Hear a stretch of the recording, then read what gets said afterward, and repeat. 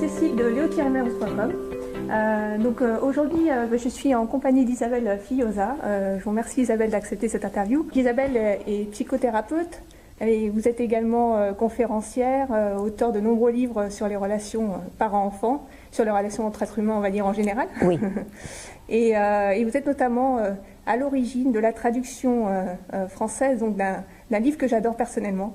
Moi aussi. C'est pour ça que je l'ai fait traduire, parce que je l'ai lu avec le sourire aux lèvres en permanence. Mon mari me disait, mais qu'est-ce que tu as à sourire comme ça avec ce livre? Je dis, ben c'est un vrai délice, quoi. Donc, c'est ça. Donc c'est effectivement le livre Qui veut jouer avec moi, qui a été édité aux éditions Jean-Claude Lattès. Et donc un livre écrit par un psychologue américain qui fait de la thérapie par le jeu. C'est ça. Et voilà, moi je me suis reconnue dans beaucoup d'exemples dans ce livre, et je trouve il y a beaucoup d'exemples pratiques, c'est ce qui m'a beaucoup plu. Et donc je vous invite vraiment à le lire si vous ne le connaissez pas. Et donc Isabelle, ce que j'aimerais qu'on aborde aujourd'hui un petit peu plus en détail, parce que je sais que ça touche beaucoup de parents. Souvent c'est, on va dire, c'est source de beaucoup de difficultés, enfin de choses difficiles à vivre pour les parents, mais certainement aussi pour les enfants. Et je veux parler des caprices. La première question que j'ai envie de vous poser, c'est qu'est-ce qu'un caprice? Un caprice, c'est un comportement de l'enfant que l'adulte ne comprend pas. Et donc, un caprice, c'est le jugement, l'interprétation, c'est l'étiquette qu'un parent met, un parent ou un adulte ou quelqu'un d'autre met sur le comportement de l'enfant qu'il ne comprend pas. Chaque personne va définir tel ou tel comportement comme un caprice, puisque c'est une interprétation du parent. Un enfant ne fait pas vraiment de caprice. Nous pensons qu'il fait un caprice parce que nous ne comprenons pas. Et puis, on nous a tellement dit que c'était des caprices et qu'il fallait se méfier des caprices des enfants. Donc, on a entendu tout ça.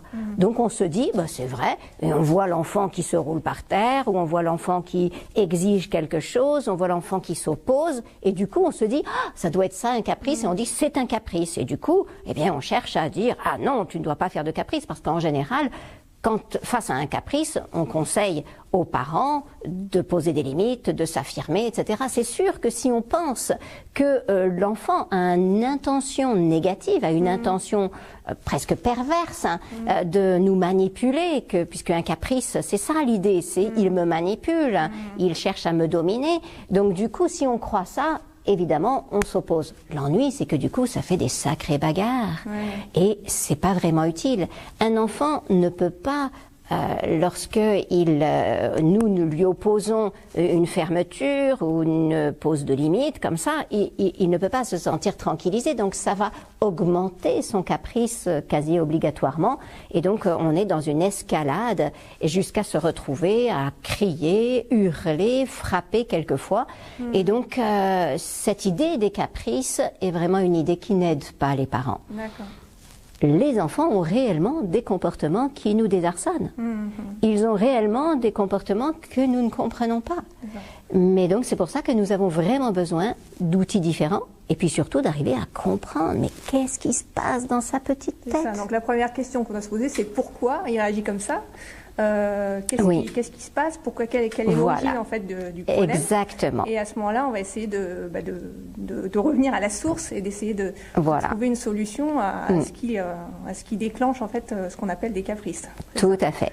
Si notre mari nous disait arrête tes caprices au moment où on lui dit dis donc, tu n'as encore pas sorti la poubelle, j'en ai vraiment assez, ça ne nous plairait pas. Parce que nous avons réellement un besoin.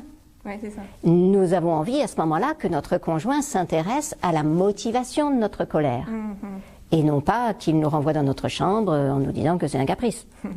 D'accord. Donc en fait, on doit chercher à comprendre pourquoi il fait effectivement ce qu'on appelle des caprices. Tout à fait. Et on ne comprend pas toujours. Parce qu'il y a quand même toutes sortes de choses qui nous échappent. Mais si on ne comprend pas, ce qu'on peut quand même faire, c'est accompagner l'enfant dans son besoin. D'accord.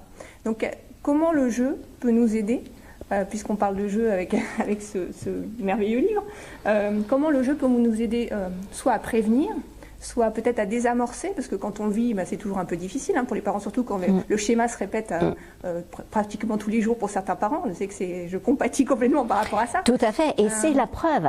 Si ça se reproduit tous les jours, c'est que la source du problème n'est pas éradiquée.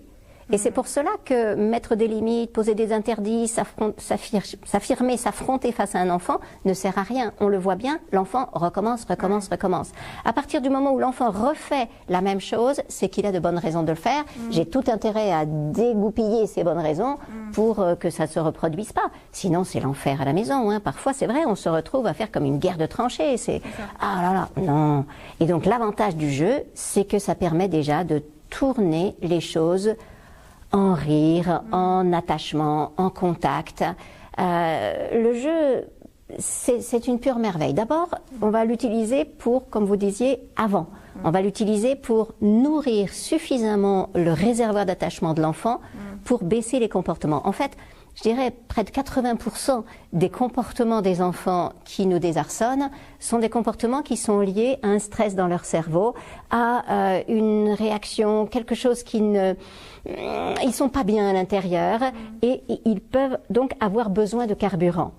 De carburant, c'est sentir qu'ils ont suffisamment de calme à l'intérieur d'eux pour gérer les petits accidents de la vie quotidienne. Si par exemple, je lui refuse un petit gâteau, s'il a suffisamment de calme, de stabilité, il va accepter. Oui. Mais si il a eu une super dure journée, si ça a été compliqué à l'école, si il va craquer et se mettre à hurler. Donc dans ce cas-là, qu'est-ce qu'on fait justement? Alors quelle est la réaction, entre guillemets? Donc prévenir. D'abord prévenir. Je pense aux parents qui vivent ça aujourd'hui. Oui. Par exemple, voilà, qui vivent ça aujourd'hui. Comment les aider? Comment leur apporter une solution? Alors, par le jeu, on a compris. Alors déjà, première chose, c'est important de savoir que quand un enfant se met à hurler parce qu'il n'a pas le bout de gâteau, il n'est pas en train de hurler parce qu'il n'a pas de bout de gâteau. Oui. C'est seulement le déclencheur. C'est le petit truc qui met le feu aux poudres. Parce que les poudres, elles étaient déjà bien excitées à l'intérieur. Donc il y a autre chose, une autre Voilà. Nous aussi, hein, ça nous arrive. Nous aussi, on fait des caprices, entre guillemets. C'est-à-dire que nous aussi, les adultes, un jour, on tolère tout à fait un comportement, un autre jour, on est particulièrement énervé. Ah non, pas aujourd'hui. Et voilà. Et ça part et on se met en colère, en fureur. Après, on se dit, bon, bah, il est pour rien si je me suis fait engueuler au bureau, voilà. Mais en réalité, voilà, c'est comme ça que ça se passe. Le stress augmente à l'intérieur de nous, on est tout chargé d'émotions et le moindre petite peccadille, la moindre frustration, la moindre chose qui ne va pas, on éclate. Nos enfants comme nous. Sauf que nos enfants, ils n'ont pas les capacités que nous avons de gestion de toutes ces émotions. Ils n'ont pas les mots pour le dire. Ils n'ont pas les mots pour le dire, ils n'ont même pas le cerveau qui leur permet de gérer suffisamment. C'est-à-dire que c'est important de mesurer qu'un enfant, c'est pas un adulte en miniature. Il n'a pas juste le même cerveau que nous en plus petit. Il n'a pas encore toutes les mêmes capacités.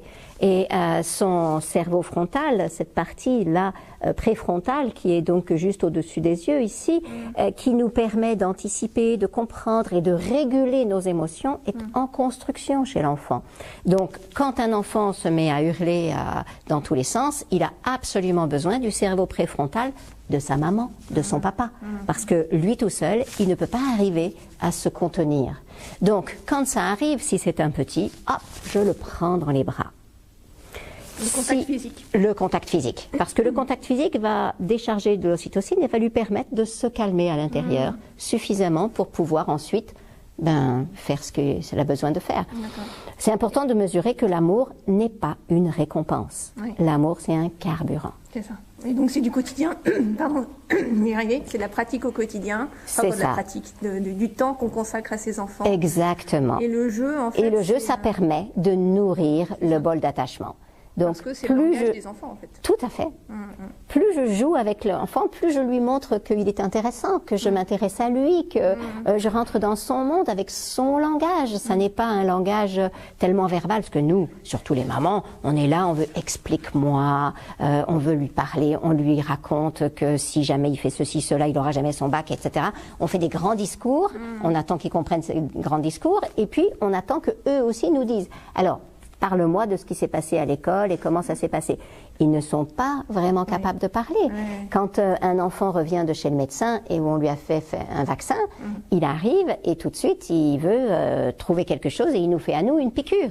C'est son moyen de se réparer du sentiment d'impuissance qu'il a reçu. Si je refuse qu'il me fasse la piqûre, je dis non, il va garder son sentiment de mal-être, d'impuissance, et du coup, ça va ressortir à un autre moment dans la journée. Donc là, il évacue par ce biais-là. C'est ça. Donc, on peut peut-être, par contre, revenir par la suite, peut-être une fois que la crise entre guillemets est passée, par le jeu justement, Tout à fait. dans ce qui lui a posé problème entre guillemets. Tout à fait. Moi, c'est ce que je fais par exemple avec ma fille en lui racontant une histoire avec des personnages que j'ai inventés le soir, où on va revenir sur un sujet qui lui a posé problème, ou alors elle va me raconter sa journée alors qu'elle ne l'aurait pas fait spontanément. Donc c'est par le jeu, en fait, par trouver un moyen détourné. Tout à fait. Alors là, c'est une histoire que vous racontez à votre petite fille. Donc les petites filles sont assez verbales, donc ça peut aller assez bien. Certains petits garçons sont aussi à l'aise avec le verbal, d'autres moins. Et quand les choses sont un petit peu difficiles sur le plan verbal, même si leur raconter des histoires peut toujours être utile, le jeu les aide à davantage s'approprier les situations et font émerger toutes sortes de choses. Parce que si c'est encore nous qui racontons, l'inconvénient, c'est que ce soit nous qui placions des mots sur leur vécu. Et finalement, on n'est pas tout à fait sûr que c'est ça qu'ils ont vécu. Chaque personne est différente et chaque personne a un vécu différent, même si, face au danger, nous éprouvons tous de la peur, face à un deuil, nous éprouvons tous de la tristesse, face à différentes situations comme ça humaines, nous avons les mêmes genres d'émotions, mais ça n'empêche que nous avons toute une gamme de ressentis et c'est important que l'enfant puisse, lui, mettre les mots sur ce ressenti, sur ce qu'il a voulu faire, sur ses actes et donc pouvoir rejouer. C'est une chose de dire par exemple « Ouh là là, tu as eu une piqûre chez le docteur, ça t'a fait mal. » Ou même si ça n'a pas fait mal, mais ça t'a pas aimé ça, cette piqûre. Bon, ça, les mots sont déjà importants, mais le fait pour elle de pouvoir rejouer la piqûre, ça change tout. C'est ça, donc c'est elle qui s'exprime, c'est la personne, voilà. c'est l'enfant qui s'exprime. Tout à fait. Et c'est ça qui est magique dans le jeu, et c'est pour ça que dans le jeu, c'est important que nous prenions la position basse. Nous permettons à l'enfant d'être celui qui est le puissant, qui est le docteur, la maîtresse, etc., la maman, le papa, pour pouvoir justement lui permettre de prendre l'autre rôle et de se sentir un petit peu plus au pouvoir. Ça nourrit son sentiment de pouvoir personnel, oui, tout à fait, en même temps que ça nourrit son sentiment d'attachement, puisque on est avec lui et qu'on lui donne de l'attention. Ouais, donc les bénéfices sont vraiment multiples. Oui. Et puis on lui laisse prendre l'initiative, donc c'est vrai que ça change du tout au tout les choses. Donc voilà, merci beaucoup Isabelle, je suis vraiment ravie que vous m'accordiez cette interview parce que, encore une fois, ce livre, il est fantastique. Il est vraiment fantastique, donc si vous ne connaissez pas vraiment, je vous invite à le lire. C'est une mine d'idées, c'est vraiment très très aidant, je trouve, pour les parents aussi qui n'aiment pas jouer, qui ne savent pas jouer, parce que c'est très fréquent tout de même, les parents qui ont beaucoup de mal à jouer. Nos parents n'ont pas toujours joué avec nous, du coup nous ne savons pas jouer, ou bien nous pensons que nous avons toutes sortes d'autres choses à faire. Et là, c'est vraiment, ce livre m'a beaucoup touchée parce qu'il permet de comprendre d'une part à quoi sert le jeu, comment l'utiliser et puis comment oser jouer quand on n'ose pas jouer, quand certains jeux on les aime pas, que faire, comment faire. Et donc oui, c'est vrai que c'est un livre qui soutient beaucoup les parents. Tout à fait, d'autant qu'en plus on a parlé des caprices, mais le jeu s'applique à énormément de situations, à toutes nos situations quotidiennes. Donc c'est assez fantastique. Merci beaucoup. Et je vous dis à très très bientôt sur Au revoir. Instagram.